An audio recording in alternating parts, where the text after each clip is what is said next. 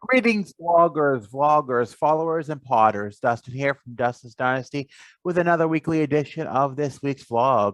Today, we're going to talk about, um, sleep and psychotropic medications. This one so much on sleep. As many know, I've been in sort of a rumspringer for the past 2 years or three, whatever we're looking at now. When I became independent, I was kind of like living my life for 33 years before that, living in a life of being told what to do and how to do it and when to take my medicine, so on and so forth. And when I became independent for the first time 3 years ago, this month actually, I became non-compliant and not taking my medication willy-nilly because I thought I didn't need it. This is 20 years of wasted garbage. And I went against advice and did that. Over time, it got really bad.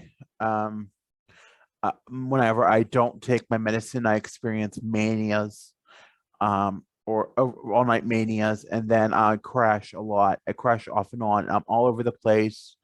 There's just multiple symptoms. It's not me. It's not who I am. I'm not a kind person to anyone. I'm very fast talking, very combative, very animated, very obsessively swearing, things of that nature. And that's not who I really am.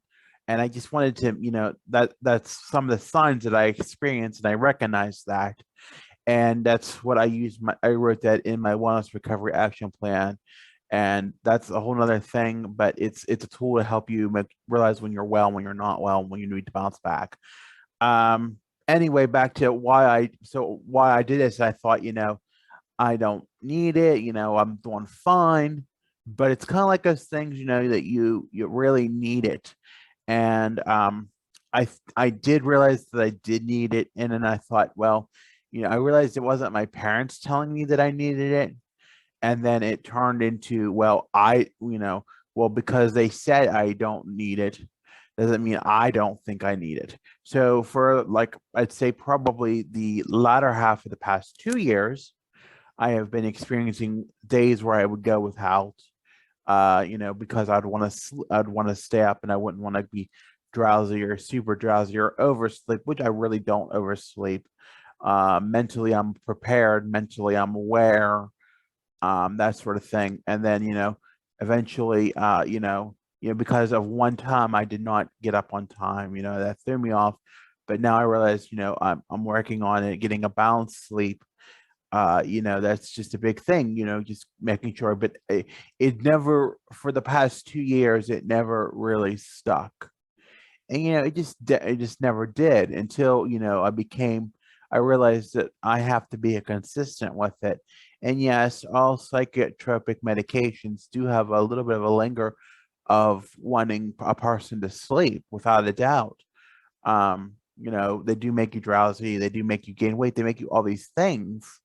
But you, as the individual, have to be the one to put forth the effort and the energy, if you can, into burning those, not eating those excess calories, not, burning out your intake and your output, and making sure that you're walking and you're exercising and you're doing things. I last March I was up to 360 pounds, and I've lost 20 of that. But it's slowly creeping back, and I have to be careful of what I do. But with the hot weather, it's kind of hard. So then you just don't want to do anything. And I'm realizing more when I don't take my, I realized more recently when I didn't take my medicine, and I did sleep, but not a quality of sleep. And then I wanted to social isolate from others and not be around them, not talk to anyone, just be by myself. And then, when you're by yourself, them thoughts brew. You have those irrational, catastrophic thoughts. They brew. You're in the flee thing. So, you have all these things working against you, and you don't want to do anything. You're not as energetic as you once was. You're not fully engaged in yourself and your activities, and you're not really wanting to do activities when you know you should do them, and you're not you're full, you're more just browsing and obsessively browsing, or you're more just stuck and glued to the couch, or you're stuck and glued to the bed. And, that's one thing. So, with that, and how does that relate to sleep? So, getting sleep, it's important to get sleep, right? People with autism, we know they don't, sleep is an issue. Sleep is an issue until you get it balanced to figure it out. That was for me growing up. I had trouble sleeping, and it didn't take until I was about 14 or 15 that I was up in the middle of the night cooking, and that wasn't good, because I'm 14, 15. I was not really in the right frame of mind then. My parents are asleep. I'm having this mania. It's just everything's not working well. And I was in and out of hospitals at the time. So, when I got into the residential treatment facility and was on the right cocktail back in 20 years ago, I followed my parents. My parents made sure I took my medicine for the most part. When I was in trade school at the off campus and campus housing, I was a self medder. I took my medicine because I knew if I didn't, I knew it would be bad. But then when I became independent, it flawed off, like I said. But with that being in mind, I always knew when I was living with my parents that if I couldn't fall asleep right away, that I did not take my medicine. And, I did have trouble getting up at my parents' house because, you know, who wants to get up and do things? And who wants to, start the day? Nobody does. It's part of life. But I did get up eventually. I always waited the last minute. But now, being independent, I don't have that luxury. There's things. So what I had to do, is to have a wind down and a wind up sort of effect. So at nights, most nights, I wind down by taking a shower after I take my medicine, or a little after, about an hour after the tiredness starts to kick in. I'll take a shower and clean myself up, and I'll get some things on for bed, and I'll lay in the bed and browse social media, make some posts, whatever, and I'll fall asleep. But I need that wind down. I try not to use as much electronics as I can at night because of the blue screen thing. But I know sometimes you have to do that, and it's not the pleasant thing. And I do fall asleep, so I guess I have to count my blessings on that front. Getting up can be sometimes easy, and getting up can be sometimes rough.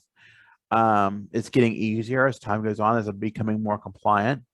Getting up, and I'm getting a shower and making sure I'm dressed. But what I have to do is I have to fulfill my morning routine, whether that's reading a newspaper or simple things like doing my news feed for my autism blog, whatever that may be. I have to make sure that's fulfilling my morning, and having something to do in my mind to keep it going until it's breakfast time. But the thing have learned this week is that I cannot lay back down once I arise from bed and get started getting dressed, so on and so forth. I have to realize I must keep going and not get back in bed, because if I do, I'll lay back in bed, I'll fall asleep. Yeah, I may want to fall asleep. I may want to, but I need to keep engaged and keep going. And on the off days and on the down days, that may mean, taking a walk or doing something constructive to fulfill that time. And yeah, I know it's hot outside, but there's plenty of things I can do, and I just have to focus on them. So, making sure that you get that comfort before you go to bed, getting that downtime, realizing that you need to unwind, calm down. And then when you get up, and getting up is at your own leisure. I had a hard time with taking the medicine, realizing that, it doesn't have to be a set time every day, unless it's a, night that you have to get up to go to work or school or something the next morning, then it does. But on the weekends, you can have a little bit of leeway, and to understand it, that made me feel a little better about wanting to do what I want to do as an adult, and having a little bit of leeway, and and that learning that the medicine is constructed in that effort, to have a leeway to it, so that I can casually take my medicine if I want to, up to 2 hours later, or 2 hours earlier so that it has its full effect on my body and so that I can get a good night's sleep. And if I sleep in on the weekends, that's okay. And that's hard to accept because many autistic people are early risers and they want to, they're up and they can't sleep. And that's, sometimes that could be me too, but sometimes I do like to sleep in and there's nothing wrong with that. So, just keep those things in mind this week if you're struggling with sleep or just, being thinking, why am I taking this medication? If it's, I'm going to be sleepy all the time, just fight through it. That's all I can say is just fight through it. So with that, I want to thank you for listening to this vlog post. As always, you can hit the thumbs up button if you like it, or a thumbs down. I don't care. You can subscribe to my channel. And if you'd like to hear more of my vlogs, you can tap that notification bell if you're subscribed. And as always, I thank you for listening. You can find me on Facebook, Instagram, Twitter at Dustin's Dynasty, Pinterest and TikTok at Dustin's Dynasty ASD, and on the web at DustinsDynastyUSA.com.